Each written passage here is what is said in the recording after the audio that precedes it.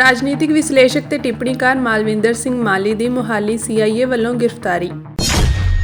Scotland ਦੇ first minister John ਸੇਵਨੀ ਨੇ ਜਗਤਾਰ ਸਿੰਘ ਜੱਗੀ ਜੋਹਲ ਦੀ ਤੁਰੰਤ ਰਿਹਾਈ ਦੀ ਕੀਤੀ ਮੰਗ।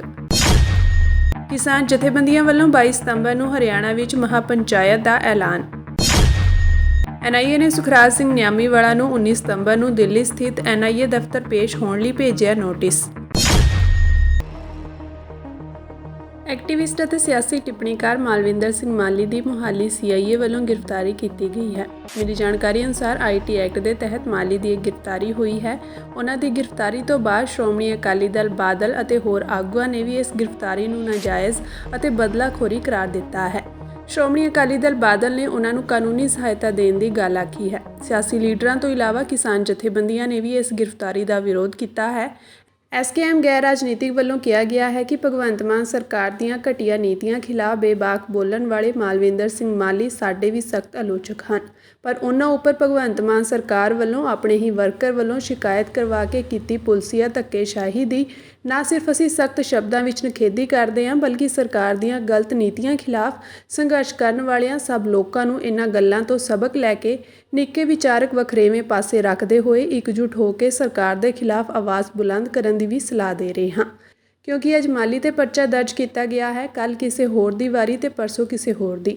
ਸੋ ਸੰਘਰਸ਼ ਕਰਨ ਵਾਲਿਆਂ ਦੇ ਨਿੱਕੇ ਮੋਟੇ ਵਖਰੇਵਿਆਂ ਦਾ ਫਾਇਦਾ ਉਠਾ ਕੇ ਇਸੇ ਤਰ੍ਹਾਂ ਹੀ ਪੰਜਾਬ ਦੀ ਗੈਰਤਮੰਦ ਤੇ ਬੁਲੰਦ ਆਵਾਜ਼ ਨੂੰ ਸਰਕਾਰਾਂ ਬੰਦ ਕਰਦੀਆਂ ਰਹਿਣਗੀਆਂ। ਇਸ ਵਿੱਚ ਕੋਈ ਦੋ ਰਾਏ ਨਹੀਂ ਹੈ ਕਿ ਮਾਲੀ ਸਾਹਿਬ ਸੋਸ਼ਲ ਮੀਡੀਆ ਉੱਤੇ ਆਪਣੇ ਵਿਚਾਰ ਪ੍ਰਗਟ ਕਰਨ ਲੱਗਿਆਂ ਤਿੱਖੇ ਤੇ ਚੌਵੇਂ ਸ਼ਬਦਾਂ ਦੀ ਵਰਤੋਂ ਕਰਦੇ ਹਨ, ਜੋ ਸਿਆਸਤਦਾਨਾਂ ਨੂੰ ਕਦੇ ਵੀ ਗਵਾਰ ਨਹੀਂ ਹੋਣਗੇ। ਉਹਨਾਂ ਦੀ ਇੱਕ ਆਪਣੀ ਲਿਖਣ ਸ਼ੈਲੀ ਤੇ ਬੋਲਣ ਦਾ ਸੁਭਾਅ ਹੈ। ਸਾਨੂੰ ਬੋਲਣ ਦਾ ਪੂਰਾ ਅਧਿਕਾਰ ਹੈ ਅਤੇ ਇਹ ਅਧਿਕਾਰ ਭਾਰਤੀ ਲੋਕਾਂ ਨੇ ਜ਼ੁਲਮ ਦੇ ਖਿਲਾਫ ਆਵਾਜ਼ ਚੁੱਕ ਕੇ ਆਪਣੇ ਪਿੰਡੇ ਉੱਤੇ ਤਸ਼ੱਦਦ ਹੰਢਾ ਕੇ ਕਮਾਇਆ ਹੈ। ਸਾਨੂੰ ਇਸ ਅਧਿਕਾਰ ਦੀ ਰਾਖੀ ਕਰਨੀ ਚਾਹੀਦੀ ਹੈ। ਵਿਚਾਰਾਂ ਨਾਲ ਸਹਿਮਤੀ ਜਾਂ ਸਹਿਮਤੀ ਇੱਕ ਵੱਖਰਾ ਵਿਸ਼ਾ ਹੈ, ਪਰ ਇਸ ਲਈ ਕਿਸੇ ਨਾਲ ਧੱਕਾ ਹਰਗਿਜ਼ ਵੀ ਬਰਦਾਸ਼ਤ ਨਹੀਂ। ਸੋ ਭਗਵੰਤ ਮਾਨ ਸਰਕਾਰ ਨੂੰ ਚੇਤਾਵਨੀ ਹੈ ਕਿ ਬਦਲਾਖੋਰੀ ਦੀ ਭਾਵਨਾ ਨਾਲ ਕੰਮ ਕਰਨਾ ਬੰਦ ਕਰਕੇ ਮਾਲਵਿੰਦਰ ਸਿੰਘ ਮਾਲੀ ਨੂੰ ਤੁਰੰਤ ਰਿਹਾ ਕੀਤਾ ਜਾਵੇ। ਪਿੰਡ ਸਕਰੋਦੀ ਸਾਬਕਾ ਸਰਪੰਚ ਬਲਦੇਵ ਸਿੰਘ ਗਰੇਵਾਲ ਪਿੰਡ ਸਕਰੋਦੀ ਸਾਬਕਾ ਸਰਪੰਚ। ਅੱਛਾ, ਇਹਨਾਂ ਦੇ ਪਿੰਡ ਤੁਸੀਂ ਕਿਹਨੂੰ ਦੱਸਦੇ? ਮੈਂ CIA ਸਟਾਫ ਮੋਹਾਲੀ ਤੋਂ ਹਾਂ ਜੀ, ਸਬ ਇੰਸਪੈਕਟਰ। ਠੀਕ ਹੈ ਜੀ, ਹਾਂ। ਬਾਕੀ ਤੁਸੀਂ ਮੈਨੂੰ ਕਹਿੰਦਾ ਮੈਂ ਜੋ ਕਹਿੰਦਾ ਅਰੈਸਟ ਕਰਨ ਨੂੰ? ਹਾਂ ਬਿਲਕੁਲ ਆਏ। ਅੱਛਾ ਜੀ, ਰਿਸਪੈਕਟ ਪੁਲਿਸ ਨਾਲ ਗੱਲ ਹੁੰਦੀ ਹੈ ਨਾ ਭਾਈ ਜੀ। ਮੈਂ ਤੁਹਾਡੇ ਸਰਕਾਰ ਦੇ ਖਿਲਾਫ ਗੱਲ ਕੀਤੀ ਹੈ। ਤੁਸੀਂ ਪੁੱਛ ਰਹੇ ਨਾ, ਤੁਹਾਨੂੰ ਅਸੀਂ ਇੰਟਰੋਡਕਸ਼ਨ ਦੇ ਦਿੱਤੀ, ਸਾਰਾ ਕੁਝ ਦੇ ਦਿੱਤਾ, ਕੱਲੀ ਗੱਲ ਨਹੀਂ ਕਰਨੀ। ਹੁਣ ਤੁਹਾਨੂੰ ਅਸੀਂ ਲਿਜਾਣਾ ਮੇਰੇ ਖਿਲਾਫ FIR ਕੀ ਦਰਜ ਹੈ ਉਹ ਦੱਸ ਦੇਣਾ ਤੁਹਾਨੂੰ। ਹਾਂ ਨਹੀਂ ਦੱਸ ਦੋ ਨਾ, ਬ੍ਰਾਂਟ ਦਿਖਾਓ। ਮੈਂ ਕਿਹਾ ਬ੍ਰਾਂਟ FIR ਤੇ ਬ੍ਰਾਂਟ ਦੀ ਲੋੜ ਨਹੀਂ ਹੁੰਦੀ ਭਾਈ ਜੀ। ਬ੍ਰਾਂਟ ਜਿਹੜੀ FIR ਹੁੰਦੀ ਨਾ, ਬ੍ਰਾਂਟ ਦੇ ਵਿੱਚ ਭਾਈ ਜੀ ਬ੍ਰਾਂਟ ਦੀ ਲੋੜ ਹੁੰਦੀ ਆ ਕਿਸੇ ਦੇ ਘਰੇ ਜਾਣ ਦੀ। FIR ਦੇ ਵਿੱਚ ਬ੍ਰਾਂਟ ਦੀ ਕੋਈ ਲੋੜ ਨਹੀਂ ਹੁੰਦੀ। ਬ੍ਰਾਂਟ ਦੀ ਤਾਂ ਲੋੜ ਹੈ ਜੇ ਥੋੜੀ ਅਸੀਂ ਕੰਧ ਪਾੜ ਕੇ ਟੱਪਣ ਓਪਨ ਜਵਾਨਬੰਦੀ ਹੋਰ ਕੱਖ ਨਹੀਂ ਹੈ। ਝੂਠੀ FIR ਕੋਈ ਸਬੂਤ ਨਹੀਂ, ਸਿਰਫ ਇੱਕ ਬੰਦੇ ਦਾ ਬਿਆਨ ਆ, ਇਹਨੇ ਧਾਰਮਿਕ ਭਾਵਨਾਵਾਂ ਭੜਕਾਈਆਂ।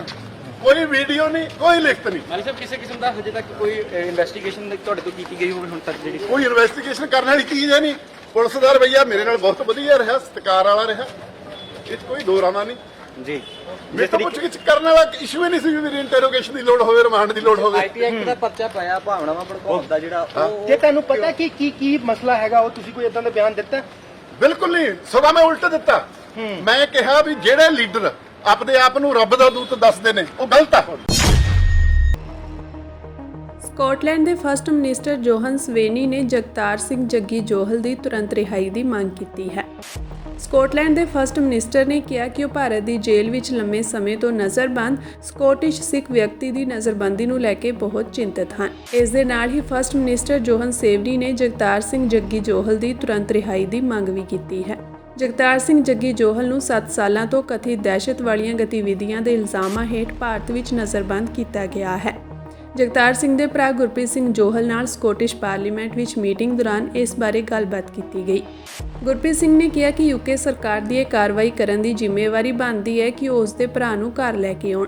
ਦੱਸ ਦਈਏ ਕਿ ਡਰਮਟਨ ਦੇ ਰਹਿਣ ਵਾਲੇ ਜਗਤਾਰ ਸਿੰਘ ਜੱਗੀ ਜੋਹਲ ਨੂੰ ਉਹਨਾਂ ਦੇ ਵਿਆਹ ਤੋਂ ਕੁਝ ਹਫ਼ਤੇ ਬਾਅਦ ਹੀ ਭਾਰਤ ਵਿੱਚ ਨਵੰਬਰ 2017 ਵਿੱਚ ਗ੍ਰਿਫਤਾਰ ਕਰ ਲਿਆ ਗਿਆ ਸੀ। ਉਹ ਮੌਜੂਦਾ ਸਮੇਂ ਕਤਲ ਦੀ ਸਾਜ਼ਿਸ਼ ਰਚਣ ਅਤੇ ਭਾਰਤ ਵਿੱਚ ਹਿੰਸਾ ਫੈਲਾਉਣ ਦੀ ਕੋਸ਼ਿਸ਼ ਕਰਨ ਵਰਗੇ ਇਲਜ਼ਾਮਾਂ ਦਾ ਸਾਹਮਣਾ ਕਰ ਰਹੇ ਹਨ। UN ਪੈਨਲ ਦੇ ਮਨੁੱਖੀ ਅਧਿਕਾਰਾਂ ਦੇ ਮਾਹਰਾਂ ਨੇ ਮਈ 2022 ਵਿੱਚ ਕਿਹਾ ਸੀ ਕਿ ਉਹਨਾਂ ਦੀ ਨਜ਼ਰਬੰਦੀ ਮਨਮਾਨੇ ਢੰਗ ਨਾਲ ਕੀਤੀ ਗਈ। ਦੂਜੇ ਸ਼ਬਦਾਂ ਵਿੱਚ ਕਹਿ ਲਓ ਤਾਂ ਇਸ ਮਾਮਲੇ ਵਿੱਚ ਸਬੂਤਾਂ ਦੀ ਘਾਟ ਸੀ। ਉਹਨਾਂ ਨੇ ਜਗਤਾਰ ਸਿੰਘ ਜੱਗੀ ਜੋਹਲ ਨੂੰ ਰਿਹਾ ਕਰਨ ਲਈ ਕਿਹਾ ਸੀ। ਮੀਟਿੰਗ ਤੋਂ ਬਾਅਦ ਫਸਟ ਮਿਨਿਸਟਰ ਨੇ ਕਿਹਾ ਕਿ ਮੈਂ ਇਸ ਗੱਲ ਤੋਂ ਬਹੁਤ ਚਿੰਤਤ ਹਾਂ ਕਿ ਜਗਤਾਰ ਸਿੰਘ ਜੱਗੀ ਜੋਹਲ ਨੂੰ ਲਗਾਤਾਰ ਨਜ਼ਰਬੰਦ ਕੀਤਾ ਹੋਇਆ ਹੈ ਤੇ ਕੈਦ ਦੌਰਾਨ ਉਸ ਨਾਲ ਬਦਸਲੂਕੀ ਤੇ ਤਸ਼ੱਦਦ ਵੀ ਕੀਤਾ ਜਾ ਰਿਹਾ ਹੈ। ਬਿਨਾਂ ਕਿਸੇ ਤਰਕ ਦੇ ਕੀਤੀ ਨਜ਼ਰਬੰਦੀ ਬਾਰੇ UN ਵਰਕਿੰਗ ਗਰੁੱਪ ਦੀਆਂ ਸਿਫਾਰਸ਼ਾਂ ਤੇ ਜਗਤਾਰ ਸਿੰਘ ਜੱਗੀ ਜੋਹਲ ਨੂੰ ਤੁਰੰਤ ਰਿਹਾ ਕੀਤਾ ਜਾਣਾ ਚਾਹੀਦਾ ਹੈ।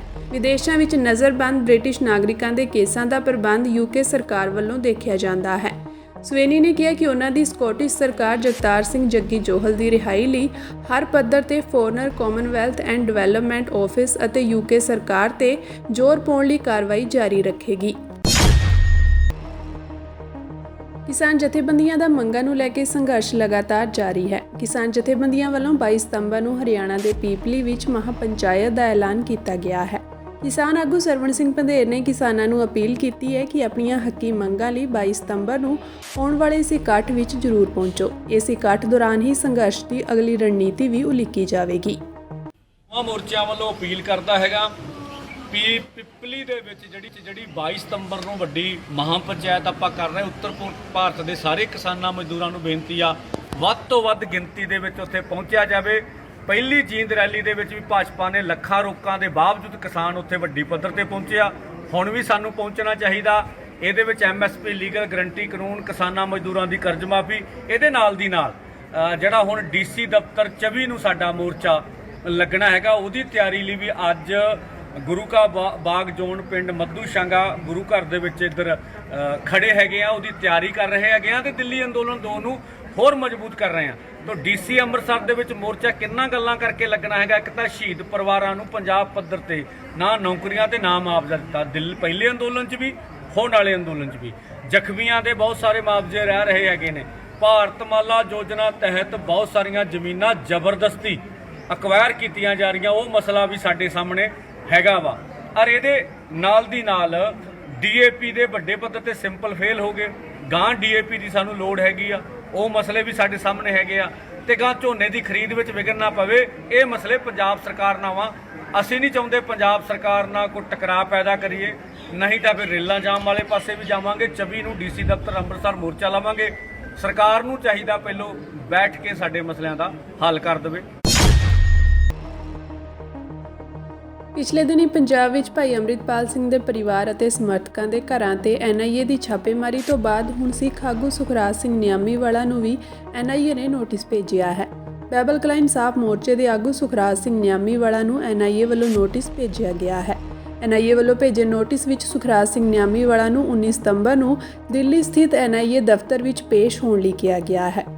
ਦੱਸ ਦਈਏ ਕਿ ਬਾਈਬਲ ਕਲਾਂ ਗੋਲੀकांड ਦੇ ਇਨਸਾਫ ਲਈ ਲੰਮੇ ਸਮੇਂ ਤੋਂ ਸੰਘਰਸ਼ ਕਰ ਰਹੇ ਨਿਆਮੀਵਾਲਾ ਪੰਥ ਪੰਜਾਬ ਦੇ ਮੁੱਦਿਆਂ ਨੂੰ ਲੈ ਕੇ ਆਪਣੀ ਆਵਾਜ਼ ਬੁਲੰਦ ਕਰਦੇ ਆਏ ਹਨ। ਸੁਖਰਾਜ ਸਿੰਘ ਨਿਆਮੀਵਾਲਾ ਨੂੰ ਹੁਣ NIA ਵੱਲੋਂ ਨੋਟਿਸ ਭੇਜ ਕੇ ਦਿੱਲੀ ਦਫ਼ਤਰ ਪਹੁੰਚਣ ਲਈ ਕਿਹਾ ਗਿਆ ਹੈ। ਜਦੋਂ ਪੰਜਾਬ ਦੇ ਲਈ ਜਾਂ ਬੇਅਦਬੀਆਂ ਦੇ ਲਈ ਜਿਹੜਾ ਲੰਮੇ ਸਮੇਂ ਤੋਂ ਇਸ਼ੂ ਆ, ਜਿਹੜੇ ਇਸ਼ੂ ਤੇ ਸਰਕਾਰਾਂ ਬਣੀਆਂ ਹੋਣ, ਜਦੋਂ ਅਸੀਂ ਉਸ ਇਸ਼ੂ ਨੂੰ ਚੱਕਦੇ ਹਾਂ ਤਾਂ ਕਿਤੇ ਨਾ ਕਿਤੇ ਸਰਕਾਰਾਂ ਆਪਣੇ ਜਿਹੜਾ ਤਾਮਝਾਮ ਦੇ ਨਾਲ ਉਹ ਕੰਮ ਕਰਦੀਆਂ ਆਵਾਜ਼ ਦਬਾਉਣ ਦੇ ਲਈ। ਸੋ ਮੈਂ ਇੱਥੇ ਹੀ ਕਹੂੰਗਾ ਕਿ ਅਸੀਂ ਜਿਹੜਾ ਪਿਛਲੇ ਲੰਮੇ ਸਮੇਂ ਤੋਂ ਬੇਅਦਬੀਆਂ ਦੇ ਉੱਤੇ, ਗੋਲੀकांड ਦੇ ਉੱਤੇ ਗੱਲ ਕਰਦੇ ਆ ਰਹੇ ਹਾਂ ਤੇ ਸਰਕਾਰਾਂ ਦੀ ਨੈਗਲੀਜੈਂਸੀ ਸਾਹਮਣੇ ਕਰਦੇ ਆ ਰਹੇ ਹਾਂ। ਸੋ ਇਹ ਜਿਹੜਾ ਨੋਟਿਸ ਆਇਆ, ਮੈਨੂੰ ਦੇਖਣ 'ਚ ਇਹੀ ਲੱਗਦਾ ਵੀ ਉਸੇ ਪ੍ਰਕਿਰਿਆ ਦਾ ਹਿੱਸਾ ਹੋ ਸਕਦਾ। ਕਿਤੇ ਕੋਈ ਬਾਹਰੀ ਫੰਡਿੰਗ ਦਾ ਮਾਮਲਾ ਤਾਂ ਨਹੀਂ, ਬਿਲਕੁਲ ਨਹੀਂ। ਹਜੇ ਤੱਕ ਤਾਂ ਇਹ ਦੇਖੋ, ਮੈਂ ਉਹੀ ਕਹਿ ਰਿਹਾ ਵੀ ਹਜੇ ਉਹ ਕਿਸੇ ਪ੍ਰਕਿਰਿਆ ਦਾ ਹਿੱਸਾ ਹੋ ਸਕਦਾ, ਕਿਉਂਕਿ ਇੱਕ ਬੁਲਾਇਆ ਗਿਆ, ਦੱਸਿਆ ਨਹੀਂ ਗਿਆ ਵੀ ਕਿਸ ਇਸ਼ੂ ਤੇ ਬੁਲਾਇਆ ਜਾ ਰਿਹਾ। ਸੋ ਇਹ ਉੱਥੇ ਜਾ ਕੇ ਪਤਾ ਲੱਗੂਗਾ। ਅਸੀਂ ਜਿਹੜਾ ਜਾਵਾਂਗੇ ਉਹਦੇ 'ਚ ਜਿੰਨੀ ਗੱਲਬਾਤ ਹੋਊਗੀ ਆਪਦੀ ਸਾਰੀ ਲੀਗਲੀ ਤੌਰ ਤੇ, ਲਿਖਤੀ ਤੌਰ ਤੇ ਰੱਖਾਂਗੇ। ਤਾਂ ਜਿਹੜੀ FIR ਦਾ ਵਿੱਚ ਜ਼ਿਕਰ ਕੀਤਾ ਗਿਆ ਹੈ, ਕੀ ਲੱਗਦਾ ਉਹ ਕਿਸ ਮਾਮਲੇ ਨਾਲ? ਨਹੀਂ, ਉਹ ਮੈਨੂੰ ਪਤਾ ਨਹੀਂ ਆ ਹਜੇ ਇਸ ਚੀਜ਼ ਨੂੰ। ਅਸੀਂ ਜਿੰਨਾ ਕਿ ਦੇਖਿਆ, ਕਿਉਂਕਿ ਉਹ NIA ਦੀ FIR ਆ ਕੋਈ, ਉਹਦੇ ਤੇ ਜਿਹੜਾ ਉਹਨਾਂ ਨੇ ਬੁਲਾਇਆ 2023 ਦੀ ਆ, ਤਾਂ ਦੇਖਦੇ ਆ ਵੀ ਉਹਦੇ 'ਚ ਕੀ ਇਸ਼ੂ ਆ, ਕਿਹੜੇ ਬੇਸ ਤੇ ਬੁਲਾਇਆ, ਕੀ ਕਾਰਨ ਆ। ਤਾਂ ਉਹ ਜ਼ਰੂਰ ਆ ਜਿਹੜਾ ਅੱਗੇ ਉਸ ਤੋਂ ਬਾਅਦ ਬਿਲਕੁਲ ਪੇਸ਼ ਹੋਵਾਂਗੇ। ਕਿੰਨੀ ਤਰੀਕ ਨੂੰ ਬੁਲਾਇਆ ਗਿਆ? 19 ਤਰੀਕ ਨੂੰ ਸਵੇਰੇ 11 ਵਜੇ ਦਾ ਸਮਾਂ।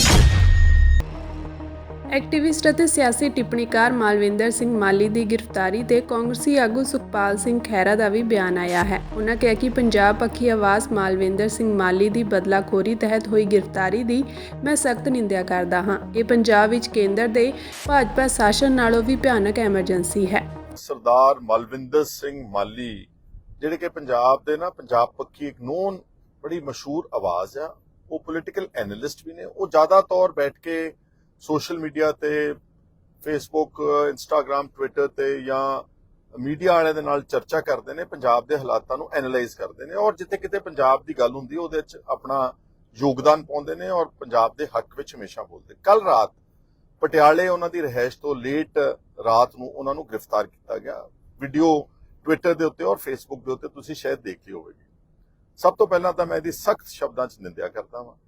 ਇਹਦਾ ਮਤਲਬ ਇਹ ਹੋ ਗਿਆ ਕਿ ਹੁਣ ਪੰਜਾਬ ਦੀ ਸਰਕਾਰ ਕਿਸੇ ਵਿਅਕਤੀ ਨੂੰ ਬੋਲਣ ਤੇ ਵੀ ਅਰੈਸਟ ਕਰ ਸਕਦੀ ਆ ਔਰ ਇਹ ਸਾਡਾ ਇੱਕ ਮੁੱਢਲਾ ਅਧਿਕਾਰ ਹੈ, ਸਾਡੇ ਸੰਵਿਧਾਨ ਨੇ ਇਸ ਦੇਸ਼ ਵਿੱਚ ਦਿੱਤਾ। ਫੰਡਾਮੈਂਟਲ ਰਾਈਟ ਨੇ ਫਰੀडम ਟੂ ਸਪੀਚ। ਪਹਿਲਾਂ ਆਪਣੇ ਵਿਰੋਧੀਆਂ ਨੂੰ ਕਿਸੇ ਨੂੰ NDPS ਕੇਸ ਤੱਕਤਾ, ਕਿਸੇ ਨੂੰ ਭ੍ਰਿਸ਼ਟਾਚਾਰ ਦੇ ਕੇਸ ਤੱਕਤਾ, ਕਿਸੇ ਨੂੰ ਕੋਈ ਹੋਰ ਕੇਸ ਤੱਕਤਾ ਅੰਦਰ ਪੰਜਾਬ ਸਰਕਾਰ ਨੇ, ਭਗਵੰਤ ਮਾਨ ਨੇ ਆਪਣੇ ਚੁਣ ਕੇ ਵਿਰੋਧੀਆਂ ਨੂੰ ਔਰ ਇਹ ਸੁਨੇਹਾ ਦਿੱਤਾ ਸਾਰੀ ਪੋਲੀਟੀਕਲ ਜਮਾਤ ਨੂੰ ਕਿ ਖਬਰਦਾਰ, ਜੇ ਤੁਸੀਂ ਪੰਜਾਬ ਦੇ ਸਰਕਾਰ ਮੌਜੂਦਾ ਦੇ ਖਿਲਾਫ ਬੋਲੋਗੇ ਤੇ ਉਹੀ ਹਸ਼ਰ ਕਰਾਂਗੇ ਜੋ ਅਸੀਂ ਖਹਿਰੇ ਦਾ ਕੀਤਾ ਜਾਂ ਭਾਨੇ ਸਿੱਧੂ ਦਾ ਕੀਤਾ ਜਾਂ ਕਾਂਗਰਸ ਦੇ ਬਹੁਤ ਸਾਰੇ ਦਰਜਨ ਤੋਂ ਉੱਤੇ ਆਗੂਆਂ ਦਾ ਕੀਤਾ, ਉਹ ਹਸ਼ਰ ਕਰਾਂਗੇ। ਉਹਦਾ ਨਤੀਜਾ ਹੋਇਆ ਕਿ ਹੌਲੀ ਹੌਲੀ ਲੋਕੀ ਦੱਬ ਗਏ, ਲੋਕੀ ਡਰਦੇ ਨੇ, ਘਰਾਂ 'ਚ ਪਰਿਵਾਰ ਨੇ, ਬੱਚੇ ਨੇ, ਔਰਤਾਂ ਨੇ ਤੇ ਹੁਣ ਤਾਂ ਇਨਟੋਲਰੈਂਸ ਜਿਹਨੂੰ ਕਹਿੰਦੇ ਕਿ ਆਪਣੀ ਕ੍ਰਿਟਿਸਿਜ਼ਮ ਦਾ ਮਾਦਾ ਇੰਨਾ ਛੋਟਾ ਜਿਹਾ ਹੋ ਗਿਆ ਹੈ ਹਿਰਦਾ ਕਿ ਹੁਣ ਜਿਹੜਾ ਕੋਈ ਸੋਸ਼ਲ ਮੀਡੀਆ ਤੇ ਵੀ ਬੋਲਦਾ ਉਹਦੇ ਤੇ ਵੀ ਪਰਚੇ ਦਰਜ ਕਰਤੇ। ਕੋਈ IT ਐਕਟ ਆ, ਮੇਰਾ ਖਿਆਲ ਸ਼ਾਇਦ ਮੈਂ ਗਲਤ ਨਾ ਹੋਵਾਂ ਤਾਂ ਜਿਹੜਾ BJP ਮੋਦੀ ਸਰਕਾਰ ਨੇ 3 BNS ਕਾਨੂੰਨ ਆਲਟਰ ਕੀਤੇ ਨੇ, ਅਮੈਂਡਮੈਂਟ ਕਰਕੇ ਉਹਨਾਂ ਨੂੰ ਬਹੁਤ ਕਰੜੇ ਕਰਤਾ, ਉਹਨਾਂ ਨੂੰ ਬਹੁਤ ਸਖਤ ਕਰਤਾ। ਸ਼ਾਇਦ ਉਹਦੇ ਅਧੀਨ ਨਾ ਗ੍ਰਿਫਤਾਰੀ ਹੋਵੇ ਕਿਉਂਕਿ ਨਾਰਮਲ ਕੋਰਸ ਵਿੱਚ 3 ਸਾਲ ਤੋਂ ਘੱਟ ਸਜ਼ਾ ਵਾਲੇ ਕੇਸ ਵਿੱਚ ਤੁਹਾਨੂੰ ਪੁਲਿਸ ਨੋਟਿਸ ਦਿੰਦੀ ਆ, ਤੁਹਾਨੂੰ ਬੁਲਾਉਂਦੀ ਆ ਔਰ ਮੌਕਾ ਦਿੰਦੀ ਆ ਤੁਹਾਨੂੰ ਆਪਣੀ ਗੱਲ ਰੱਖਣ ਦਾ। ਲੇਕਿਨ ਇੱਥੇ ਤਾਂ ਰਾਤ ਨੂੰ ਝਪੱਟਾ ਮਾਰਿਆ ਉਹਦੇ ਘਰ ਵੜ ਕੇ। ਔਰ ਯਾਦ ਰਹੇ ਕਿ ਮੇਰਾ ਖਿਆਲ ਮਾਲਵਿੰਦਰ ਸਿੰਘ ਮਾਲੀ ਇੱਕ ਸੀਨੀਅਰ ਸਿਟੀਜ਼ਨ ਨਹੀਂ, ਇੱਕ ਰਿਸਪੈਕਟੇਬਲ ਇਨਸਾਨ ਹੈ। ਆਪਣੇ ਘਰ ਵਿੱਚ ਬੈਠੇ ਸੀਗੇ, ਕੋਈ ਵਾਰੰਟ ਨਹੀਂ, ਕੋਈ ਕਾਰਨ ਨਹੀਂ, ਬਸ ਦੱਸਾਂਗੇ ਚੱਕ ਕੇ ਤੇ ਉਸ ਨੂੰ ਲੈ ਗਏ ਨੇ। IT ਐਕਟ ਵਿੱਚ ਸਿਰਫ ਕੋਈ ਬੋਲਣ ਵਾਸਤੇ, ਕੋਈ ਲਿਖਣ ਵਾਸਤੇ। ਇਹ ਮੈਂ ਸਮਝਦਾ ਕਿ ਤਾਨਾਸ਼ਾਹੀ ਜਿਹੜੀ ਹੈ ਤਾਂ ਫਿਰ BJP ਨਾਲੋਂ ਵੀ ਜ਼ਿਆਦਾ ਰਿਕਾਰਡ ਤੋੜਤਾ ਆਪਣੀ ਸਰਕਾਰ ਨੇ। ਔਰ ਕੱਲ ਪਰਸੋਂ ਵੀ ਕੇਜਰੀਵਾਲ ਸਾਹਿਬ ਜੋ ਬਾਹਰ ਆਏ ਨੇ, ਉਹਨਾਂ ਨੇ ਬਹੁਤ ਕੋਠਿਆਂ ਤੇ ਚੜ ਕੇ ਰੌਲਾ ਪਾਇਆ ਕਿ BJP ਨੇ, ਮੋਦੀ ਕੇਂਦਰ ਸਰਕਾਰ ਨੇ ਸਾਡੇ ਨਾਲ ਬਹੁਤ ਧੱਕਾ ਕੀਤਾ, ਸਾਡੇ ਤੇ ਝੂਠੇ ਪਰਚੇ ਦਰਜ। ਇੱਕ ਮਿੰਟ ਮੰਨ ਕੇ ਚੱਲੀਏ ਕਿ ਝੂਠੇ ਪਰਚੇ ਨੇ, ਕੀ ਤੁਸੀਂ ਪੰਜਾਬ ਦੇ ਵਿੱਚ ਘੱਟ ਕਰ ਰਹੇ ਹੋ ਲੋਕਾਂ ਦੇ ਨਾਲ? ਔਰ ਇਹ ਜਿਹੜਾ ਤੁਸੀਂ ਮਾਲਵਿੰਦਰ ਸਿੰਘ ਮਾਲੀ ਨੂੰ ਗ੍ਰਿਫਤਾਰ ਕੀਤਾ ਉਹਦੇ ਘਰੋਂ ਜਾ ਕੇ, ਇੱਕ ਸੀਨੀਅਰ ਸਿਟੀਜ਼ਨ ਨੂੰ, ਇੱਕ ਸਤਿਕਾਰਯੋਗ ਚੰਗਾ ਪੰਜਾਬ ਦੀ ਜਾਣੀ ਪਛਾਣੀ ਆਵਾਜ਼ ਨੂੰ ਤੁਸੀਂ ਇਹ ਮੈਸੇਜ ਦੇ ਰਹੇ ਸਾਰੇ ਜਿਹੜੇ ਨੈਟੀਜ਼ਨਸ ਕਹਿੰਦੇ ਨੇ, ਜਿਹੜੇ ਸੋਸ਼ਲ ਮੀਡੀਆ ਯੂਜ਼ਰਸ, ਕਿ ਖਬਰਦਾਰ, ਅੱਜ ਤੋਂ ਬਾਅਦ ਪੰਜਾਬ ਦੇ ਵਿੱਚ ਕੋਈ ਵੀ ਆਦਮੀ ਜਿਹੜਾ ਉਹ ਪੰਜਾਬ ਸਰਕਾਰ ਦੇ ਖਿਲਾਫ ਨਾ ਕੋਈ ਲਿਖੇ ਤੇ ਨਾ ਕੋਈ ਬੋਲੇ। ਕੀ ਇਸ ਨੂੰ ਜਮਹੂਰੀਅਤ ਕਹਿੰਦੇ ਨੇ? ਕੀ ਇਸ ਨੂੰ ਬਦਲਾਵ ਕਹਿੰਦੇ ਨੇ? ਕੀ ਤੁਸੀਂ ਇਹ ਚੇਂਜ ਲੈ ਕੇ ਆਉਣਾ ਚਾਹੁੰਦੇ ਸੀ ਕਿ ਅਸੀਂ ਤਾਂ ਇੱਕ ਅਨਡਿਕਲੇਅਰਡ ਐਮਰਜੈਂਸੀ ਪੰਜਾਬ ਦੇ ਵਿੱਚ ਲਾਗੂ ਕਰਾਂਗੇ? ਸ਼੍ਰੋਮਣੀ ਗੁਰਦੁਆਰਾ ਪ੍ਰਬੰਧਕ ਕਮੇਟੀ ਦੀਆਂ ਆਮ ਚੋਣਾਂ ਲਈ ਵੋਟਾਂ ਬਣਾਉਣ ਦੀ ਮਿਤੀ ਵਿੱਚ ਇੱਕ ਵਾਰ ਹੋਰ ਵਾਧਾ ਕਰ ਦਿੱਤਾ ਗਿਆ ਹੈ। ਹੁਣ 31 ਅਕਤੂਬਰ ਤੱਕ ਵੋਟਾਂ ਬਣਾਈਆਂ ਜਾ ਸਕਦੀਆਂ ਹਨ। ਇਸ ਤੋਂ ਪਹਿਲਾਂ ਆਖਰੀ ਮਿਤੀ 16 ਸਤੰਬਰ ਰੱਖੀ ਗਈ ਸੀ। ਮੁੱਖ ਗੁਰਦੁਆਰਾ ਚੋਣ ਕਮਿਸ਼ਨ ਦੇ ਦਫ਼ਤਰ ਨੇ ਇਸ ਸੰਬੰਧੀ ਪੰਜਾਬ, ਹਿਮਾਚਲ ਪ੍ਰਦੇਸ਼ ਅਤੇ ਚੰਡੀਗੜ੍ਹ ਦੇ ਵੱਖ-ਵੱਖ ਜ਼ਿਲ੍ਹਿਆਂ ਦੇ ਡਿਪਟੀ ਕਮਿਸ਼ਨਰਾਂ ਨੂੰ ਪੱਤਰ ਭੇਜ ਦਿੱਤਾ ਹੈ। ਹਰਿਆਣਾ ਇਸ ਵਾਰ ਚੋਣ ਪ੍ਰਕਿਰਿਆ ਤੋਂ ਬਾਹਰ ਹੈ ਕਿਉਂਕਿ ਉੱਥੇ ਪਹਿਲਾਂ ਹੀ ਵੱਖਰੀ ਐਡਹਾਕ ਹਰਿਆਣਾ ਸਿੱਖ ਗੁਰਦੁਆਰਾ ਪ੍ਰਬੰਧਕ ਕਮੇਟੀ ਦਾ ਗਠਨ ਕੀਤਾ ਜਾ ਚੁੱਕਾ ਹੈ। 13 ਸਤੰਬਰ ਤੱਕ ਲਗਭਗ 50 ਲੱਖ ਵਿਅਕਤੀ ਵੋਟਰ ਵਜੋਂ ਆਪਣੀ ਰਜਿਸਟ੍ਰੇਸ਼ਨ ਕਰਵਾ ਚੁੱਕੇ ਹਨ। 2011 ਵਿੱਚ ਹੋਈਆਂ ਪਿਛਲੀਆਂ ਸ਼੍ਰੋਮਣੀ ਕਮੇਟੀ ਚੋਣਾਂ ਦੌਰਾਨ ਪੰਜਾਬ ਵਿੱਚ ਕੁੱਲ 52.69 ਲੱਖ ਯੋਗ ਵੋਟਰ ਰਜਿਸਟਰਡ ਹੋਏ ਸਨ। ਸੂਤਰਾਂ ਨੇ ਦੱਸਿਆ ਕਿ ਗੁਰਦੁਆਰਾ ਚੋਣ ਕਮਿਸ਼ਨਰ ਨੇ ਪਿਛਲੇ ਮਹੀਨੇ ਵਿੱਚ ਮਿਲੇ ਭਰਵੇਂ ਹੁੰਗਾਰੇ ਨੂੰ ਦੇਖਦਿਆਂ ਵੋਟਰ ਬਣਾਉਣ ਦੀ ਅੰਤਿਮ ਮਿਤੀ ਵਿੱਚ ਮੁੜ ਵਾਧਾ ਕੀਤਾ ਹੈ। ਪਿਛਲੇ ਮਹੀਨੇ ਦੌਰਾਨ ਰਜਿਸਟ੍ਰੇਸ਼ਨ ਲਈ ਬਿਨੈਕਾਰਾਂ ਦੀ ਗਿਣਤੀ ਵਿੱਚ ਵੱਡਾ ਵਾਧਾ ਹੋਇਆ ਹੈ। ਅਧਿਕਾਰੀ ਨੇ ਕਿਹਾ ਕਿ ਇਸ ਉਤਸ਼ਾਹ ਨੂੰ ਧਿਆਨ ਵਿੱਚ ਰੱਖਦੇ ਹੋਏ ਇਹ ਅਨੁਮਾਨ ਲਗਾਇਆ ਗਿਆ ਹੈ ਕਿ 16 ਸਤੰਬਰ ਦੀ ਅੰਤਿਮ ਤਰੀਕ ਤੱਕ ਅਜੇ ਵੀ ਕਈ ਵੋਟਰ ਵੋਟ ਬਣਾਉਣ ਤੋਂ ਵਾਂਝੇ ਰਹਿ ਗਏ ਹਨ। ਇਸ ਲਈ ਆਖਰੀ ਤਰੀਕ 45 ਦਿਨਾਂ ਲਈ ਹੋਰ ਵਧਾ ਦਿੱਤੀ ਗਈ ਹੈ। ਦੱਸ ਦਈਏ ਕਿ ਵੋਟਰ ਰਜਿਸਟਰ ਕਰਵਾਉਣ ਦੀ ਤਰੀਕ ਪਹਿਲਾਂ ਵੀ ਕਈ ਵਾਰ ਵਧਾਈ ਜਾ ਚੁੱਕੀ ਹੈ। ਸਥਾਨਕ ਡੀਐਸਪੀ ਦਫ਼ਤਰ ਦੇ ਬਾਹਰ ਅੱਜ ਪੰਜਾਬ ਪ੍ਰਦੇਸ਼ ਕਾਂਗਰਸ ਪਾਰਟੀ ਦੇ ਪ੍ਰਧਾਨ ਅਤੇ ਲੁਧਿਆਣਾ ਤੋਂ ਸੰਸਦ ਮੈਂਬਰ ਅਮਰਿੰਦਰ ਸਿੰਘ ਰਾਜਾ ਵੜਿੰਗ ਅਤੇ ਸਾਬਕਾ ਹਲਕਾ ਵਿਧਾਇਕ ਸੁਖਬਿੰਦਰ ਸਿੰਘ ਡੈਨੀ ਨੇ ਕਾਂਗਰਸੀ ਵਰਕਰਾਂ ਨਾਲ ਪੰਜਾਬ ਦੀ ਵਿਗੜ ਰਹੀ ਕਾਨੂੰਨ ਅਤੇ ਵਿਵਸਥਾ ਖਿਲਾਫ ਰੋਸ ਪ੍ਰਦਰਸ਼ਨ ਕੀਤਾ। ਇਸ ਮੌਕੇ ਸੁਖਵਿੰਦਰ ਸਿੰਘ ਡੈਨੀ ਨੇ ਕਿਹਾ ਕਿ ਆਮ ਆਦਮੀ ਪਾਰਟੀ ਨੇ ਸੱਤਾ ਵਿੱਚ ਆਉਣ ਤੋਂ ਪਹਿਲਾਂ ਪੰਜਾਬ ਦੇ ਲੋਕਾਂ ਨਾਲ ਵਾਅਦਾ ਕੀਤਾ ਸੀ ਕਿ ਉਹ ਪੰਜਾਬ ਵਿੱਚ ਅਮਨ ਸ਼ਾਂਤੀ ਕਾਇਮ ਰੱਖਣ ਦੇ ਲਈ ਹਰ ਸੰਭਵ ਕੋਸ਼ਿਸ਼ ਕਰੇਗੀ, ਪਰ ਪਿਛਲੇ 2.5 ਸਾਲਾਂ ਤੋਂ ਪੰਜਾਬ ਵਿੱਚ ਲੁੱਟ-ਖੋਹ ਤੇ ਕਤਲ ਦੀਆਂ ਵਾਰਦਾਤਾਂ ਵੱਧ ਰਹੀਆਂ ਹਨ। ਪੱਤਰਕਾਰਾਂ ਨਾਲ ਗੱਲਬਾਤ ਕਰਦਿਆਂ ਰਾਜਾ ਵੜਿੰਗ ਨੇ ਕਿਹਾ ਕਿ ਪੰਜਾਬ ਵਿੱਚ ਪਿਛਲੇ 2 ਸਾਲ ਦੇ ਵੱਧ ਸਮੇਂ ਤੋਂ ਆਮ ਆਦਮੀ ਪਾਰਟੀ ਦੀ ਸਰਕਾਰ ਰਾਜ ਕਰ ਰਹੀ ਹੈ ਅਤੇ ਇੱਥੇ ਕਾਨੂੰਨ ਅਤੇ ਵਿਵਸਥਾ ਦਾ ਬੁਰਾ ਹਾਲ ਹੋ ਚੁੱਕਿਆ ਹੈ। ਪੰਜਾਬ ਵਿੱਚ ਨਿਤ ਦਿਨ ਹੀ ਲੁੱਟ-ਖੋਹ ਅਤੇ ਕਤਲ ਦੀਆਂ ਵਾਰਦਾਤਾਂ ਵਾਪਰ ਰਹੀਆਂ ਹਨ। ਗਾਜ਼ਾ ਪੱਟੀ ਤੇ ਇਜ਼ਰਾਈਲੀ ਫੌਜ ਵੱਲੋਂ ਕੀਤੇ ਹਵਾਈ ਹਮਲਿਆਂ ਵਿੱਚ 16 ਵਿਅਕਤੀ ਮਾਰੇ ਗਏ। ਮ੍ਰਿਤਕਾਂ 'ਚ 4 ਔਰਤਾਂ ਅਤੇ 4 ਬੱਚੇ ਸ਼ਾਮਿਲ ਹਨ। ਨੁਸਰਤ ਸ਼ਰਨਾਰਥੀ ਕੈਂਪ ਤੇ ਅੱਜ ਤੜਕੇ ਕੀਤੇ ਹਮਲੇ ਵਿੱਚ ਘਰ ਮਲਬਾ ਬਣ ਗਿਆ, ਜਿਸ ਵਿੱਚ 4 ਔਰਤਾਂ ਅਤੇ 2 ਬੱਚਿਆਂ ਸਮੇਤ 10 ਵਿਅਕਤੀ ਮਾਰੇ ਗਏ। ਅਵਦਾ ਹਸਪਤਾਲ ਮੁਤਾਬਕ ਇਸ ਹਮਲੇ ਵਿੱਚ 13 ਹੋਰ ਵਿਅਕਤੀ ਜ਼ਖਮੀ ਹੋਏ ਹਨ, ਜੋ ਜੇਰੇ ਇਲਾਜ ਹਨ। ਇਜ਼ਰਾਈਲੀ ਫੌਜ ਵੱਲੋਂ ਗਾਜ਼ਾ ਸ਼ਹਿਰ ਵਿੱਚ ਕੀਤੇ ਗਏ ਹੋਰ ਹਮਲੇ ਵਿੱਚ ਔਰਤ ਅਤੇ 2 ਬੱਚਿਆਂ ਸਮੇਤ 6 ਵਿਅਕਤੀ ਮਾਰੇ ਗਏ। ਇਜ਼ਰਾਈਲ ਦਾ ਕਹਿਣਾ ਹੈ ਕਿ ਉਹ ਸਿਰਫ ਦਹਿਸ਼ਤਗਰਦਾਂ ਨੂੰ ਨਿਸ਼ਾਨਾ ਬਣਾ ਰਿਹਾ ਹੈ। ਉਸਨੇ ਹਮਾਸ ਅਤੇ ਹੋਰ ਹਥਿਆਰਬੰਦ ਗੁੱਟਾਂ ਤੇ ਦੋਸ਼ ਲਗਾਇਆ ਕਿ ਉਹ ਰਿਹਾਇਸ਼ੀ ਇਲਾਕਿਆਂ ਵਿੱਚ ਪਨਾਹ ਲੈ ਕੇ ਆਮ ਲੋਕਾਂ ਦੀਆਂ ਜ਼ਿੰਦਗੀਆਂ ਖਤਰੇ ਵਿੱਚ ਪਾ ਰਹੇ ਹਨ। ਉਧਰ ਗਾਜ਼ਾ ਸਿਹਤ ਮੰਤਰਾਲੇ ਮੁਤਾਬਕ ਹਮਾਸ ਵੱਲੋਂ ਪਿਛਲੇ ਸਾਲ 7 ਅਕਤੂਬਰ ਨੂੰ ਇਜ਼ਰਾਈਲ ਤੇ ਕੀਤੇ ਗਏ ਹਮਲੇ ਮਗਰੋਂ ਜੰਗ ਵਿੱਚ 41,000 ਤੋਂ ਵੱਧ ਫਲਸਤੀਨੀਆਂ ਦੀ ਮੌਤ ਹੋ ਚੁੱਕੀ ਹੈ। ਇਜ਼ਰਾਈਲ ਨੇ ਕੋਈ ਸਬੂਤ ਦਿੱਤੇ ਬਿਨਾਂ ਦਾਅਵਾ ਕੀਤਾ ਹੈ ਕਿ ਉਸਨੇ 17,000 ਤੋਂ ਵੱਧ ਦਹਿਸ਼ਤਗਰਦਾਂ ਨੂੰ ਮਾਰ ਮੁਕਾਇਆ ਹੈ। ਇਜ਼ਰਾਈਲੀ ਫੌਜ ਵੱਲੋਂ ਕਿਸੇ ਇੱਕ ਹਮਲੇ ਤੇ ਘੱਟ ਹੀ ਪ੍ਰਤੀਕਰਮ ਦਿੱਤਾ ਜਾਂਦਾ ਹੈ, ਜਿਸ ਵਿੱਚ ਅਕਸਰ ਔਰਤਾਂ ਤੇ ਬੱਚਿਆਂ ਦੀ ਮੌਤ ਹੁੰਦੀ ਹੈ।